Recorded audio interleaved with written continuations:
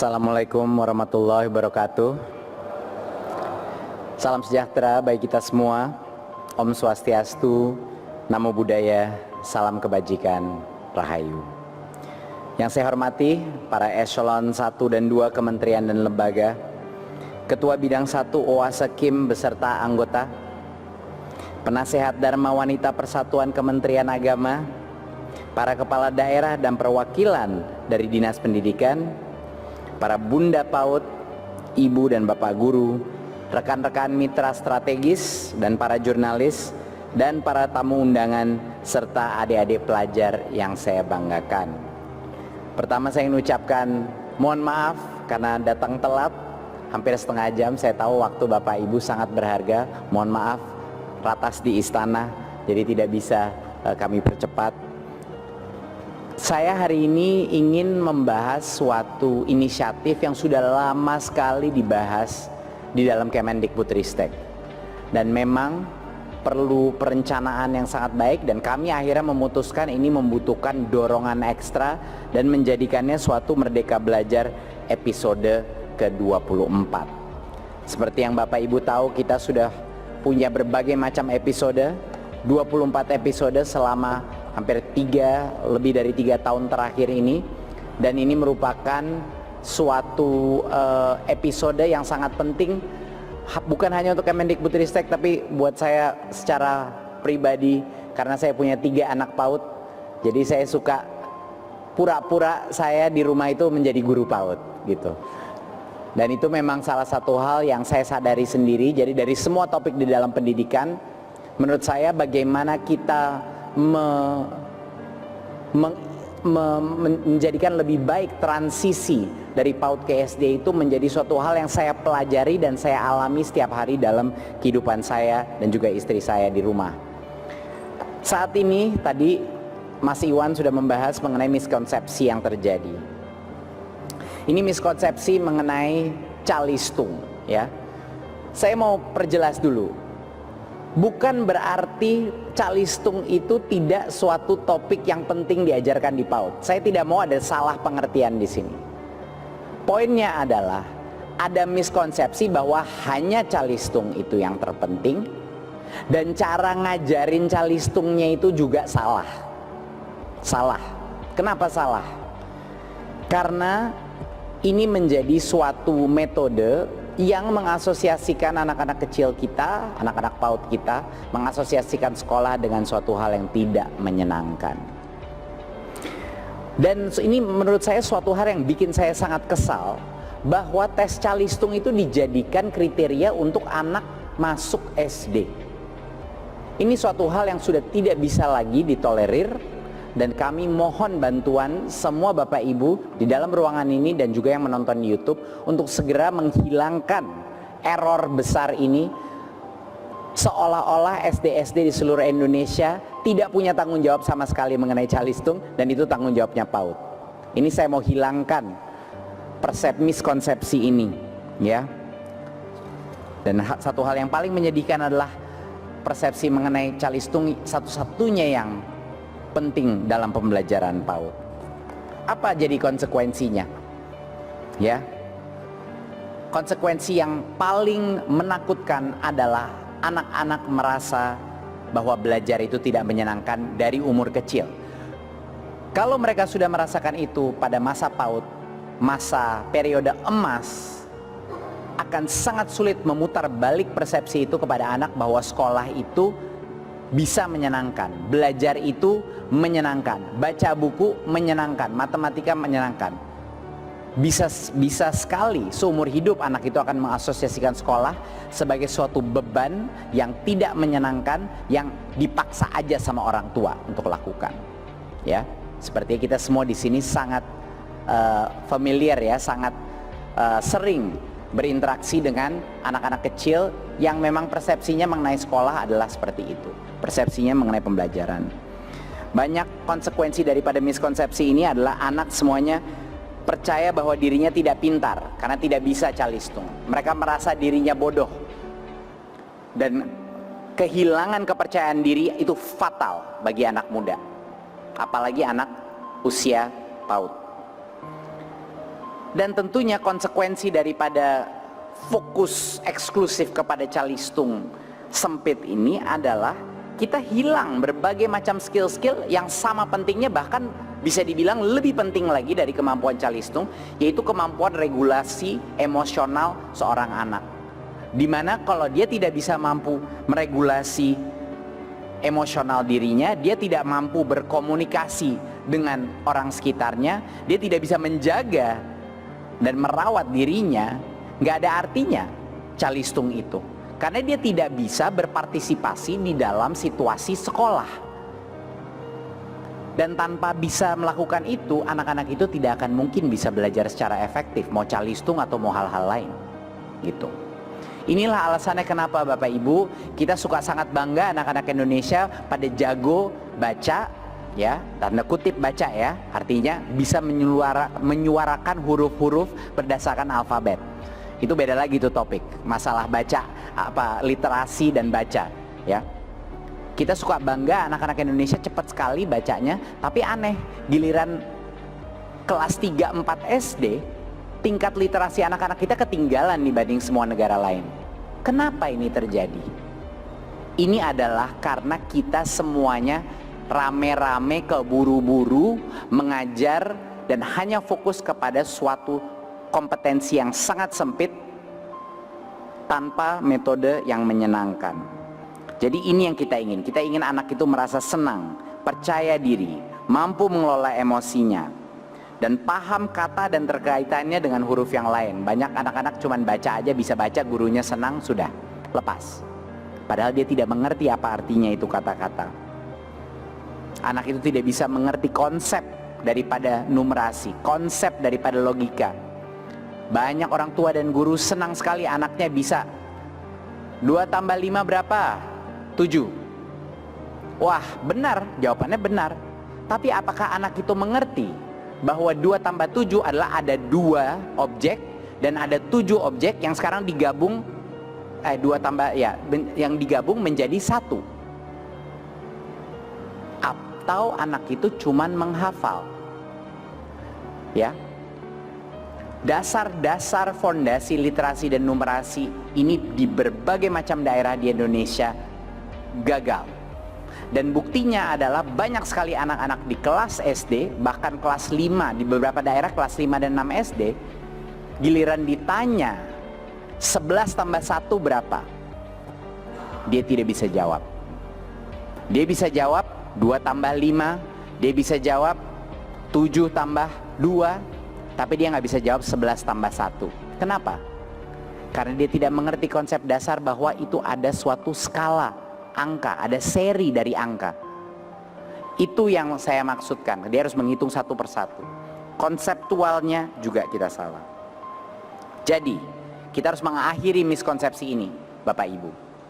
Kita harus memastikan bahwa transisi PAUD ke SD berjalan dengan mulus, selaras. Seperti yang Mas Iwan tadi bilang, saya suka sekali itu terminologinya. Satu nafas yang terus berkelanjutan. Satu nafas yang terus berkelanjutan. Dan fondasi itu dibangun secara holistik. Anak itu punya hak, Bapak Ibu. Punya hak untuk bisa mendapatkan fondasi bukan hanya kognitif, tapi kematangan emosi, kemandirian, kemampuan berinteraksi. Hal-hal yang menurut saya bahkan lebih penting daripada kompetensi dasar calistung. Karena itu yang akan menentukan kemampuan dia menjadi pelajar yang teladan selama sepanjang hayat, sampai dia lulus SMA, sampai dia lulus perguruan tinggi.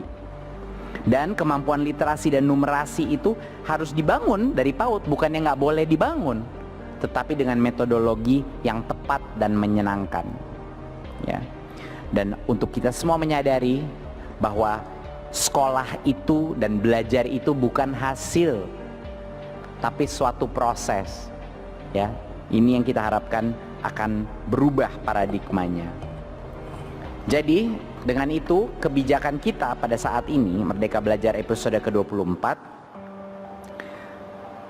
akan memandatkan satuan pendidikan untuk pertama menghilangkan semua jenis tes calistung dari proses penerimaan murid-murid kita di SD. Ini yang pertama dulu. Ini harus kita hilangkan, ya. Tidak ada abu-abu di sini. Ini adalah haknya anak untuk masuk SD, dan jangan sampai SD itu merasa dia tidak punya tanggung jawab sama sekali untuk mengajarkan calistung, karena itu tugasnya PAUD. Bayangkan berapa jumlah anak yang terdiskriminasi karena ini, bahkan berapa jumlah anak yang tidak dapat kesempatan untuk masuk suatu PAUD. Baru pertama kali masuk sekolah formal itu di SD, masih banyak di Indonesia. Dan yang kedua adalah kita memandatkan bahwa untuk setiap kali anak itu masuk PAUD, atau setiap kali anak itu pertama kali masuk SD, akan ada masa perkenalan atau semacam orientasi selama 2 minggu, ya. Jadi anak itu pertama kali masuk PAUD ada orientasi 2 minggu, ada masa perkenalan. Anak itu masuk SD ada juga 2 minggu masa perkenalan tersebut. Dan yang ketiga nanti akan saya jelaskan seperti apa maksudnya. Dan yang ketiga adalah untuk menerapkan pembelajaran yang membangun 6 kemampuan fondasi anak, bukan hanya calistung. Untuk memastikan baik di PAUD maupun di SD itu yang dilakukan. Oke, untuk yang pertama, satuan pendidikan menghilangkan tes calistung dari proses penerimaan. Ya, ini kayaknya sudah jelas. Kenapa? Banyak anak bahkan nggak mendapat kesempatan untuk masuk PAUD. Konsekuensi daripada kebijakan ini adalah PAUD tidak mengajarkan kemampuan-kemampuan fondasional, emosional, sosial, dan lain-lain, ya. Dan ini sudah melanggar peraturan kami, peraturan pemerintah nomor 17 tahun 2010. Jadi kami harapkan episode Merdeka Belajar ini menegaskan peraturan PP ini dan juga permen yang secara hitam putih melanggar tes calistung sebagai kriteria masuk sekolah dasar. Kedua, masa perkenalan. Nah, ini yang kami ingin pastikan bahwa setiap sekolah memberikan jeda waktu untuk anak-anak melakukan transisi. Anak-anak itu masuk ke dalam suatu lingkungan baru. Dari mana dia bisa langsung belajar? Nggak mungkin. Anak itu harus diberikan waktu untuk mengenal lingkungan sekolah, mengenal guru, mengenal anak-anak teman-teman di sekitarnya, dan ada proses adaptasi. Sekarang banyak sekali sekolah langsung masuk, langsung buka buku, kita mulai lagi drilling. Dan ini suatu hal yang sangat menyedihkan, karena banyak anak-anak yang masih belum percaya diri, banyak anak-anak yang masih penuh dengan rasa ketakutan memasuki dunia baru seperti ini. Dan masa orientasi ini adalah suatu hal yang sangat penting. Dan juga untuk gurunya, jangan lupa untuk memberikan waktu untuk gurunya mengenal masing-masing anak sebagai individu. Jadi ini adalah masa di mana nggak bisa kita langsung masuk ke dalam pembelajaran. Masa ini luar biasa pentingnya. Nah, contoh-contoh apa sih kegiatan dalam orientasi ini? Mengajak murid tersebut untuk berkeliling ke seluruh area sekolah, menjelaskan ini tempat main loh, ini kamar mandi, ini apa, menjelaskan, menambahkan rasa familiaritas ke anak ini. Dan mengenal semua warga sekolah, diperkenalkan, ini namanya siapa, gurunya namanya siapa, sampai petugas-petugasnya dikenalkan, sehingga itu menjadi tempat yang jauh lebih aman. Dan mengenalkan apa saja ekspektasi dari sekolah itu kepada anak itu. Pas masuk harus melakukan sesuatu, taruh tasnya di mana, buka bangkunya, dan lain-lain. Jadi anak itu dijelaskan dulu gitu. Dan tentunya perkenalan ini bukan hanya kepada murid-murid, tetapi juga untuk orang tuanya mengenal. Jadi orang tua mengerti situasi di sekolah itu seperti apa, agar nanti pas anak itu pulang, orang tua itu mengerti apa keluhan atau isu atau ketakutan yang dihadapi anak itu. Jadi ada koneksi yang dibangun di situ. Ini bukan hanya untuk muridnya, tapi juga untuk orang tuanya. Nah, sekarang kita masuk kepada satuan pendidikan ini, bagaimana caranya membangun 6 kemampuan fondasi anak. 6 fondasi itu apa? Nomor 1, nilai agama dan budi pekerti. Saya tahu banyak Bapak Ibu di sini terus mendorong kami di Kemendikbudristek, ini gimana pengajaran budi pekerti. Ya, selalu itu kata, karena dulu itu sempat ada modul-modul yang fisik, sekarang kita pastikan kita jawab permintaan banyak sekali guru-guru untuk mendorong elemen budi pekerti di sini. Kedua adalah keterampilan sosial dan bahasa, bagaimana berbicara dengan guru, bagaimana berbicara dengan sesama murid, dan kemampuan berinteraksi. Jangan lupa bagi banyak anak-anak kecil, itu pertama kalinya mereka keluar dari kerajaan mereka sendiri, benar nggak? Di rumah mereka adalah raja-raja kecil. Pertama kali mereka harus beradaptasi ke dalam suatu lingkungan di mana semua anak-anak di sekitarnya sejajar dengan dia, dan dia harus beradaptasi. Itu transisi yang tidak mudah. Ya. Ketiga adalah kematangan emosi, ya, untuk berkegiatan lingkungan belajar. Dan tentunya kematangan kognitif, kepemilikan dasar literasi numerasi, keterampilan motorik, tangan, kemampuan, ya, dan juga bagaimana merawat diri. Dan untuk mereka mengerti bahwa sekolah ini yang terpenting, bahwa pengalaman belajar dan sekolah itu adalah suatu pengalaman yang menyenangkan dan positif. Nah, keenam kemampuan ini harus dibangun secara berkelanjutan dari PAUD hingga kelas 2 pada jenjang pendidikan dasar. Jadi sekarang Bapak Ibu, konsep ini adalah menyambungkan 1-2 tahun PAUD sampai dengan kelas 2 SD. Sekarang tanggung jawabnya dipecah di antara kepala sekolah SD dan kepala sekolah PAUD. Sekarang mereka dua-duanya bertanggung jawab untuk membuat satu nafas pengalaman daripada anak-anak kita. Gitu. Jadi standar kompetensi lulusan untuk PAUD tidak dirancang per usia, tapi sebagai capaian yang perlu dicapai di akhir fase tersebut. Ya, setiap anak punya tingkat pengembangan yang berbeda di waktu yang berbeda. Saya punya 3 anak perempuan, putri. Tidak ada satupun yang sama waktunya belajar bicara, belajar ngitung, belajar bisa kontrol emosinya, dan berinteraksi. Tiga-tiganya, orang tuanya sama. Tiga-tiganya berbeda total kapan mereka mulai belajar hal-halnya. Setiap anak itu berbeda, jadi tidak ada gunanya kita menggunakan umur sebagai kriteria sebagai ini. Semua anak itu ada waktunya.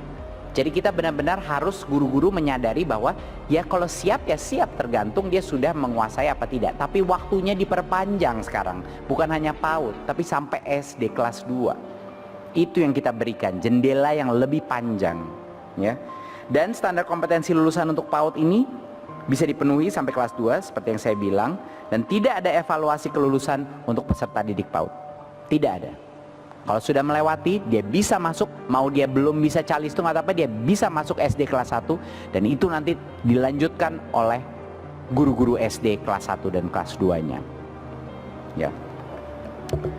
Nah, di dalam kurikulum Merdeka, capaian pembelajaran untuk SD kelas awal ini sudah disusun. Kemarin itu banyak sekali berbagai macam guru, kepala sekolah, pegiat pendidikan, dan organisasi-organisasi PAUD yang selalu komplain sama saya, Mas Menteri, sama aja bohong kalau kita membilang semua perubahan ini, tetapi kurikulum SD-nya itu tidak diadaptasi untuk memastikan bahwa tidak ada requirement, tidak ada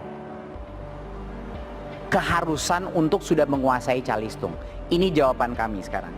Di dalam kurikulum Merdeka sudah tidak ada lagi asumsi bahwa anak itu bisa calistung pada saat dia masuk SD.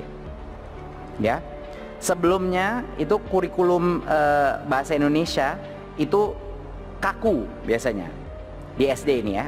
Untuk bahasa Indonesia misalnya mengenal teks deskriptif tentang anggota tubuh dan panca indera, benar-benar sangat detail seperti ada checklist. Ya jelas kenapa drilling itu sangat mudah mengidentifikasi. Sekarang standar capaiannya itu adalah peserta didik memiliki kemampuan berbahasa untuk berkomunikasi, untuk bernalar sesuai dengan tujuan kepada teman sebaya dan orang dewasa di sekitar dirinya. Berubah sekarang standar capaiannya untuk memenuhi 6 fondasi tadi. Untuk matematika, dulu itu kurikulumnya bilangnya harus bisa mengurai sebuah bilangan asli sampai dengan 99 dan lain-lain. Sangat spesifik. Ya jelas kalau dihafalin semua juga bisa dengan sangat mudah. Tapi sekarang kita ubah itu menjadi pada akhir fase A, peserta didik dapat menunjukkan pemahaman dan memiliki intuisi bilangan, number sense, sense of number. Hal-hal yang memang lebih rumit untuk dimengerti guru-guru PAUD sama SD, tapi bukan alasan untuk tidak bisa menguasainya, karena itu yang lebih penting. Buku-buku teks kurikulum Merdeka pun kita ubah Bapak Ibu. Kita ubah buku teks kurikulum Merdeka, ya, kita kurasi sehingga anak itu kita pastikan tidak ada asumsi dalam buku teks di SD kelas 1 dan 2 bahwa anak itu sudah bisa calistung. Kita menyertakan berbagai macam gambar visual sehingga kalaupun anak itu belum bisa membaca, dia masih bisa mengerti alur cerita daripada materi yang ada di dalam buku teks tersebut, ya. Dan juga konsep-konsep matematika pun juga visual, agar yang dimengerti itu bukan hafalan, tetapi konsep daripada numerasi. Yang sebenarnya konsep real numerasi itu sangat visual. Tidak ada gunanya kita menghafal-hafal 3 kali 3, 3 kali 4 kalau anak itu tidak mengerti bahwa 3 kali 4 itu ada 3 yang 4 atau ada 4 yang 3.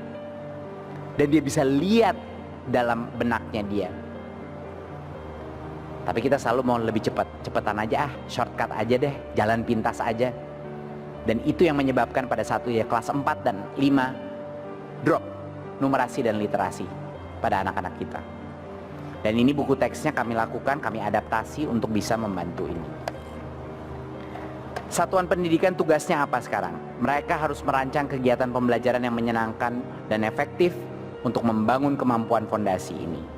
Pembelajaran itu harus aktif, harus interaktif, harus eksploratif, membangun rasa ingin tahu dengan interaksi yang positif.